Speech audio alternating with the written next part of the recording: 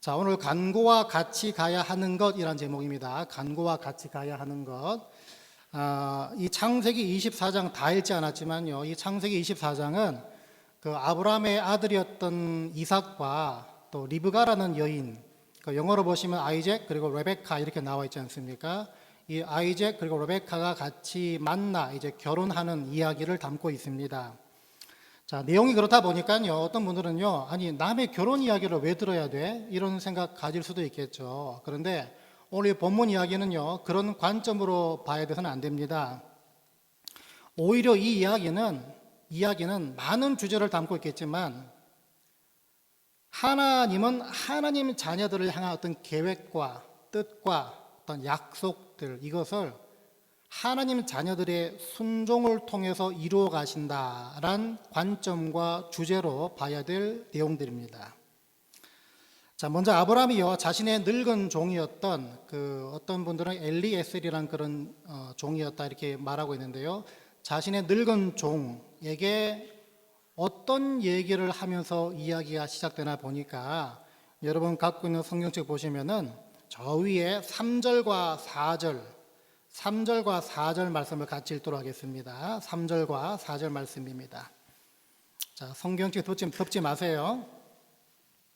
아브라함이 늙은 종에게 이런 말을 합니다. 3절, 4절 같이 읽습니다. 시작. 내가 너희에게 하늘의 하나님, 땅의 하나님이신 여호와를 가리켜 맹세하게 하노니 너는 내가 거주하는 이 지방 가나안 족속의 딸 중에서 내 아들을 위하여 아내를 택하지 말고 내 고향, 내 족속에게로 가서 내 아들 이삭을 위하여 아내를 택하라. 아멘. 자, 이 말의 진정한 의미를 알려면요, 아브라함과 하나님과의 관계를 먼저 아셔야 합니다. 이 아브라함과 하나님의 관계는 여러분 잘 아시다시피 한마디로 말하면 약속에 묶여 있는 관계입니다. 언약에 묶여 있는 관계입니다. 언약 안에 있는 관계입니다. 왜냐하면 하나님께서 아브라함을 처음에 믿음의 조상으로 하나님의 자녀로 처음 불러주실 때 어떤 말씀과 어떤 약속을 주셨나 보니까 창세기 12장 1절부터 3절까지 그 내용이 나와 있습니다. 창세기 12장 1절부터 3절까지 혹시 찾으신 분들 같이 읽습니다. 시작. 여호와께서 아브라함에게 이르시되 너는 너의 고향과 친척과 아버지의 집을 떠나 내가 네게 보여줄 땅으로 가라. 내가 너로 큰 민족을 이루고 네게 복을 주어 내 이름을 창대하게 하리니 너는 복이 될지라. 너를 축복하는 자에게는 내가 복을 내리고 너를 저주하는 자에게는 내가 저주하리니 땅의 모든 족속이 너로 말미암아 복을 얻을 것이라 하신지라. 아멘. 여기 보시면 하나님께서 아브라함한테 내가 너에게 지시할 땅으로 가라. 단순히 가는 게 아니라 가서 살라는 것이죠. 그리고 이 약속, 복을 주겠다. 너를 통해, 너희 후손을 통해 모든 민족을 창대케 만들어주겠다. 이 약속은 아브라함과 아브라함의 아들 이삭을 통해서 흘러가는 약속이고 복입니다. 자, 하나님께서 아브라함에게 복을 약속해 주신 장면인데 여기서 하나님께서 말씀하셨던 땅이 바로 어느 땅인가? 오늘 본문에 나와 있는 아브라함이 살고 있는 가나안 땅이죠. 가나안 땅. 이 가나안 땅은요, 말씀하는 것처럼 고향 친척 아비 집을 떠난 아브라함한테는 어떤 땅입니까? 굉장히 낯선 땅입니다. 굉장히 객지라고 볼 수 있습니다. 자, 그런 땅에 살고 있다 이제 나이가 들어가지고서 아내 사라가 죽고요, 이제 아들 이삭이 결혼할 나이가 됐습니다. 아브라함은요, 아들 이삭을 위한 그 아내, 다시 말해 자신의 그 며느리를 하나님을 전혀 경외하지 않는 사람들이 모여 살던 그 가나안 땅 안에서 찾지 않기로 작정합니다. 왜 그렇습니까? 그 당시 가나안 족속들의 그 비신앙적인 이방 풍습, 이걸 완전히 배제하고 여호와 신앙의 그 순수성을 지키고 보존하기 위해서 그 땅에서 며느리를 찾지 않았다는 것입니다. 그래서 자신의 고향 땅에 가서 며느리를 찾아라 라고 늙은 종에게 말하고 있는 것이죠. 이 상황을 보고 많은 분들이 그래, 믿는 사람은 믿는 사람끼리 만나서 결혼해야 돼, 이런 말을 많이 합니다. 물론 아주 틀린 말은 아닙니다. 실제로 제가 오래전에 청년들을 섬길 때도요, 이렇게 믿지 않는 관계, 한 사람 믿고 한 사람 믿지 않고 혹은 서로 믿지 않는 이런 관계들 때문에 갈등하고 오해하고 상처 주고 상처받고 힘들어하는 그런 청년들을 많이 본 적이 있습니다. 자, 여러분들이 그런 상황에 처해 있는 성도들 혹은 청년들을 보시면 어떤 도움말, 어떤 조언을 해 주시겠습니까? 여러 가지 말로 해 줄 수 있겠지만 저 같은 경우 이렇게 말씀해 드렸습니다. 믿지 않는 분과 교제하며 더 나아가 결혼해서 함께 살아갈 때 당신의 신앙, 본인의 신앙이라도 지킬 자신이 충분히 있거나 아니면 그 사람을 예수 믿는 믿음으로 끌고 올 확신이 있고 소명을 받았다면 그렇게 하십시오 라고 권면해 줬습니다. 근데 잘 생각해 보세요. 멀쩡하게 잘 믿고 있는 선남 선녀끼리 만나서 결혼하다가 살다가도 분주해지고 이리 치이고 저리 치이고 또 사회 세상 풍조에 휩쓸려 가고 적당히 타협하다 살다 보면 그런 믿음 좋은 사람끼리 만나 살다가도 믿음이 흔들리는 게 부지기수입니다. 각각 100점짜리 신앙을 가진 선남 선녀가 만나더라도 200점이 나올 수 없다는 것입니다. 더군다나 아브라함이요 8절에서 이런 말을 합니다. 8절을 보니까요, 만일 여자가 너를 따라오려고 하지 아니하면 나의 이 맹세가 너와 상관이 없나니 오직 내 아들을 데리고 그리로 가지 말지니라, 이런 말을 합니다. 이게 무슨 말인가 하면요, 좋은 며느리감을 찾았는데 그 사람이 나 당신 땅으로 가지 않겠습니다 거부한다면 그렇다고 해도 내 아들 이삭을 그리로 데려가지 말라는 것입니다. 왜 이런 당부를 하냐 하면 이 당시 아브라함이 살고 있던 가나안 땅보다 아브라함의 고향이었던 그 메소포타미아 그 지역이 훨씬 더 문명이 발달했기 때문입니다. 물론 문명이 발달했다고 해서 무조건 다 타락한 문화라 볼 수 없지만 그 당시는 문명이 더 발달했던 그 메소포타미아 지방이 더 타락한 곳이었죠. 자, 그러니까 내 아들 이삭이 거기로 가 살고 정착해 살다가 그쪽 문명의 영향을 받을 것을 걱정했기 때문에 혹시 만나더라도 내 아들을 그리로 데려가지 말라고 말하는 것입니다. 자, 이게 뭘 보여주는가 하면요, 결국에는 여러분, 믿음이 있는 자와 믿음 없는 자, 하나님의 자녀와 그렇지 않은 사람들 함께 살게 되면 항상 무엇이 존재하느냐, 항상 이 영향력의 싸움, 영향력의 갈등이 생길 수밖에 없다는 것입니다. 은근히 스며들어오는 영향력, 은근히 또 전해지게 되는 영향력, 이 싸움이 영적인 싸움 혹은 육적인 싸움, 이걸 다 동반한다는 것입니다. 그래도 목사님, 저는 저 사람 믿게 할 겁니다. 저는 그런 부르심과 그런 소명과 그런 사명을 받은 사람입니다. 이렇게 말한다면 말릴 수 없습니다.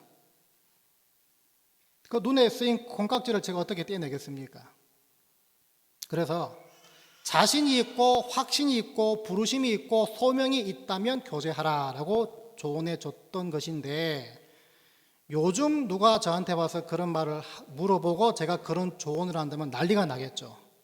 아니, 당신 목사, 당신 뭔데 우리 사랑에 끼어드느냐? 왜 남의 가정에 그렇게 막 불난집, 불 나진 않겠지만 기름을 붓느냐? 재수 없다, 이런 공격이 들어오겠죠. 그러면 더 이상 말하면 안 됩니다. 입 다물어야죠. 자, 그래서 그런 사안은 그냥 그대로 놔두고요, 아브라함이 지금 이 늙은 종에게 하는 말을 다른 관점에서 이해를 해야 되는데, 어떤 관점인가 하면요, 가나안 땅이 아닌 아브라함의 고향 땅에서 며느리를 찾는다, 이 말은 뭐겠습니까? 아까 서두에서 말씀드린 것처럼 신앙의 순수성을 지켜내는 것, 아니면 오직 이 이삭을 통한 약속의 성취라는 그 목적이 들어가 있겠죠.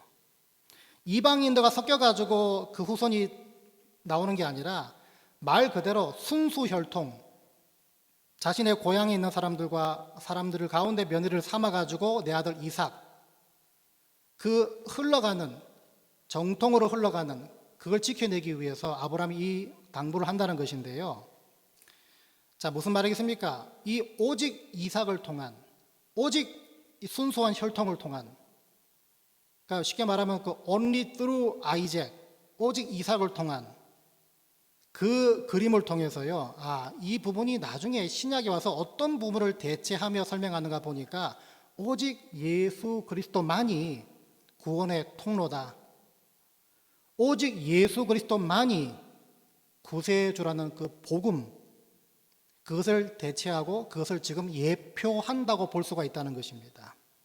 이게 오늘 이 이야기 당부하는 가운데 밝혀지고 있는 하나의 관점이라면, 다른 한편으로는요, 이 이야기는 제가 제일 처음 말씀드린 것처럼 이 24장의 주제가 뭐라 그랬습니까? 아들 이삭을 통해서 창대케 주신다는 그 약속을 지금 뭐 하고 있습니까? 아브라함은요, 본인 나름대로 최선을 다해서 그 약속을 보존하고 있는 것이고, 그 약속을 완성하고 있는 것이고요, 그 약속에 자신을 최대한 맞추고 있는 모습이다. 그 관점으로 볼 수 있다는 것입니다. 이걸 지난 주일에 뭐라 말씀드렸습니까?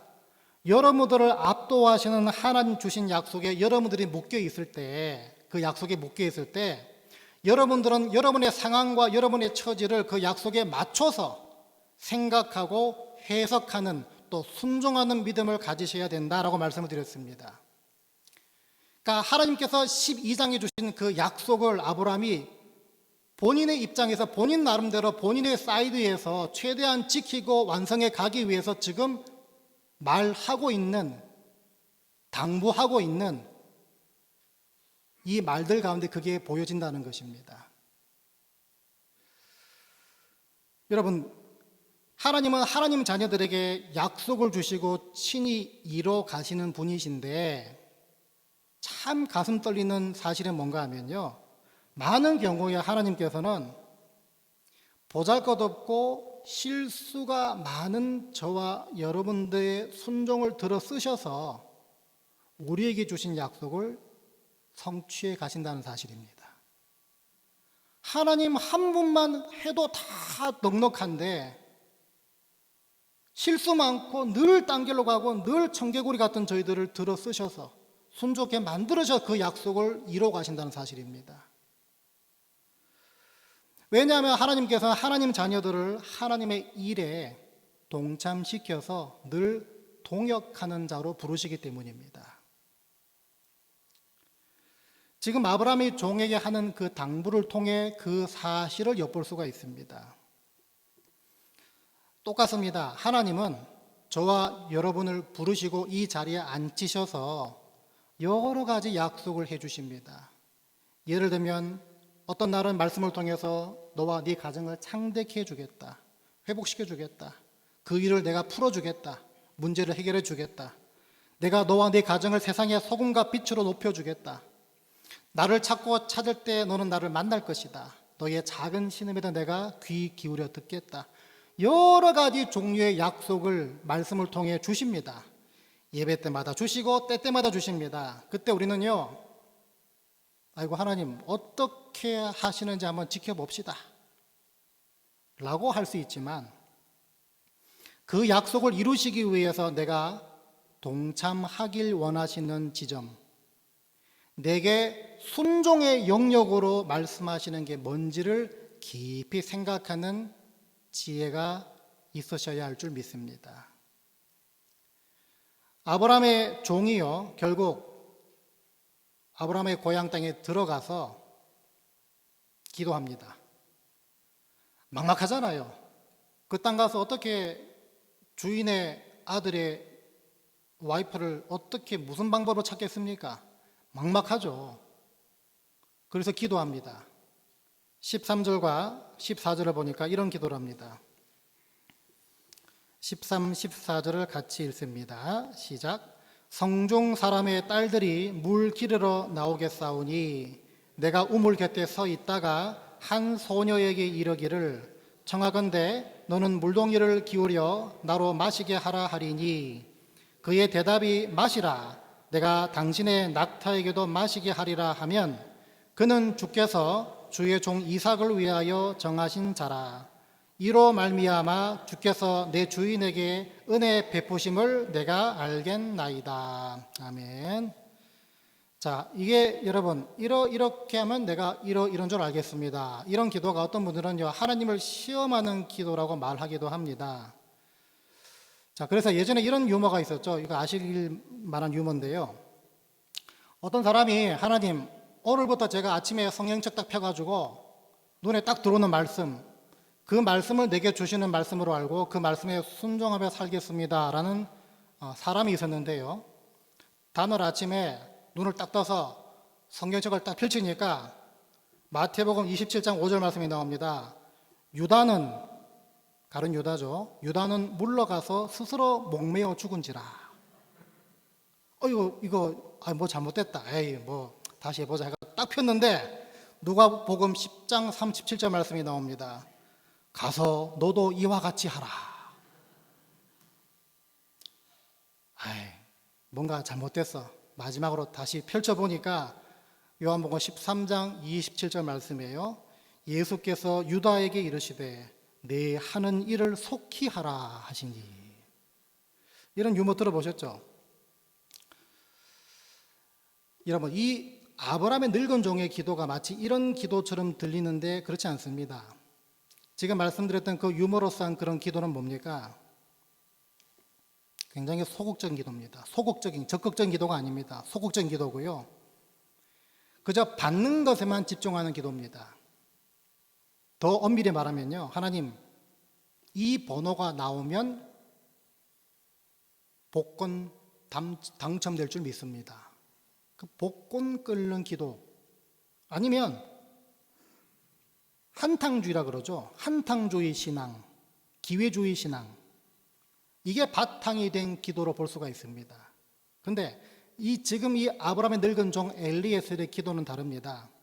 앞서 말씀드렸던 이 창세기 24장의 주제, 다시 말하면 하나님은 하나님 자녀들을 향한 계획과 뜻과 약속을 성취해 가실 때 하나님 자녀들의 그 순종을 들어 쓰셔서 그 계획과 뜻과 약속을 이루어 가신다는 그 주제, 이 연장선 위에 있는 기도이기 때문입니다.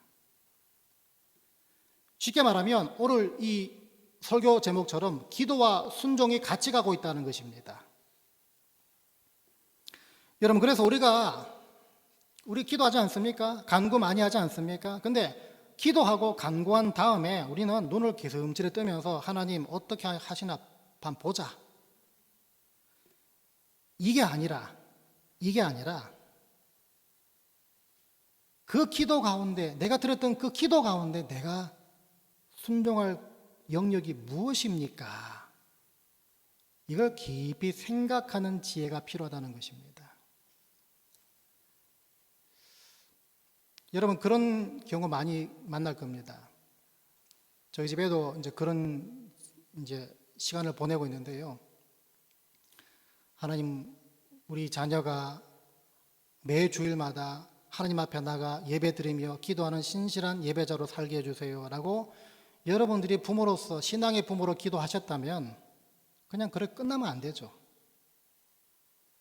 거기서 여러분들이 찾아야 될 순종의 영역이 뭡니까? 여러분 자신이 예배자가 되셔야죠. 여러분 본인이 주일마다 예배 나와 예배 드리셔야죠. 똑같은 원리란 것입니다. 여러분, 개슴츠레 뜨면서 하나님 어떻게 하나 봅시다. 우리가 이래서 안 되는 이유를 오늘 본문을 통해 또 볼 수가 있는데요. 기도와 순종이 함께 갈 때는 하나님의 약속이 일사천리로 막힘없이 진행되기 때문입니다. 여러분, 33절부터 48절까지 보시면 이 엘리에셀이 리브가의 집에 방문해서요, 자신이 하나님의 하나님으로부터 어떤 인도를 받으셨는지를 아주 상세히 자세히 설명하는 장면이 나옵니다. 자, 그 말을 다 마친 다음에 이 아브라함의 종은요, 이제 떠날 채비를 합니다. 자, 그러면서 이제 리브가의 부모한테 따님을 보내시겠냐라고 물어보는데요. 딸의 중요한 혼사이니까 생각할 시간이 필요하지 않겠습니까? 그래서 리브가의 부모가 딸에게 딸의 의사를 물어봅니다. 57, 58절을 보니까 그들이 이르되 우리가 소녀를 불러 그에게 물으리라 하고 리브가를 불러 그에게 이르되 네가 이 사람과 함께 가려느냐? 그가 대답하되 가겠나이다. 여러분, 주중에 이 57, 58절을 제가 반복해서 읽다 보니까 어떤 그림이 그려지냐 하면 이 장면이 어떤 장면입니까? 이건 마치 이렇습니다. 이제 아브라함의 늙은 종이 열심히 장황하게 설명해 줬습니다. 자, 그러고서 따님을 보내시겠습니까? 라고 물어볼 때 당연히 리브가의 부모로서 딸의 의사를 물어봐야겠습니다 라고 부릅니다. 딸을 앉혀놓고 이제 말을 꺼냅니다. 리브가야, 저분이 아까부터 갈게요. 그 분위기입니다. 리브가야, 잘 들어봐. 아까 저분이 갈게요 아빠, 결혼할래요. 굉장히 코미디 같은 상황일 수 있는데 한편으로는 말씀드린 것처럼 하나님께서는 하나님의 자녀들의 순종을 통해서 약속을 성취해 가시기 때문에 지금 이 상황은요, 그 약속의 성취를 함께 이뤄가고 함께 동참하는 사람만이 경험할 수 있는 하나님의 거침없고 막힘없는 신실하신 인도라고 볼 수가 있습니다. 여러분, 지난 금요 성경 공부 때도 말씀드렸지만요, 백지장도 맞들면 낫고 손바닥도 서로 부딪혀야 소리가 나듯이 하나님의 약속과 우리의 순종이 함께 만날 때는요, 하나님의 여러분을 향한 약속이 더욱더 곤고해질 뿐만 아니라 확실하고 빠르게 이루어집니다. 여러분, 그래서 여러분들이 매 예배 때마다 혹은 여러분 성경 공부 때마다 아니면 여러분 개인적으로 묵상하는 말씀을 통해서 받은 약속, 말씀이 있으시다면 그 약속이 성취되는 과정에서 여러분들이 순종할 부분이 뭔지를 깊이 생각하시기 바랍니다. 그래서 주님과 함께 동역자들이 다 되시길 바랍니다. 이건 하나님께 여러분들이 누리라고 깔아놓으신 길입니다. 이건 잘 받아서 그냥 누리면 됩니다. 정말 그럴까? 혹은 다 망각해서 시도조차 해보지 못하는 것이 아니라 그렇게 깔아놓으셨기 때문에 우린 그냥 누리면 되는 것입니다. 그럴 때 하나님이 그 약속을 곤곡해 주시고 더 확실하고 더 빠르게 이루어 주실 것을 믿습니다. 말씀 맺겠는데요. 여러분, 하나님은요, 기본적으로 우리가 아무 일 없을 때는 그냥 등 돌리며 살다가 아쉽고 급할 때는 찾아가지고 버튼만 누르면 뭔가 주시겠지, 그런 밴딩머신이 아니십니다. 하나님은요, 여러분과 교제하길 원하시고 여러분과 함께 일하시기 원하시는 분이십니다. 주님과 동행하고 주님과 교제하는 복을 구체적으로 누리기 위해서 주님께 간구하는 제목 안에 내가 순종할 영역이 뭔지를 늘 깊이 생각할 수 있는 분들 다 되시기를 바랍니다. 이 깊이 생각하는 훈련과 연습이 여러분의 어떤 구체적이고 어떤 특별한 어떤 상황, 기도 제목, 이걸 통해서 일상 가운데 연습되어질 때에 그것이 쌓이고 반복하고 반복되는 바람에 하나님이 여러분의 구원을 완성해 가는 그 과정 중에도 어떤 순종을 원하시는지까지 깊이 생각하는, 더 넓고 더 깊이 생각하는 그런 분들 다 되시길 바랍니다. 그리고 결국 그 모습이 하나님 안에서 여러분의 믿음이 자라나는 열매가 될 줄 믿습니다. 늘 깊이 생각하시고 순종의 영역을 찾으시고 약속 성취에 동참하고 동력을 하셔서 날마다 주님 안에서 성장하고 깊어지는 분들 다 되시기를 주의 이름으로 간절히 축원드립니다.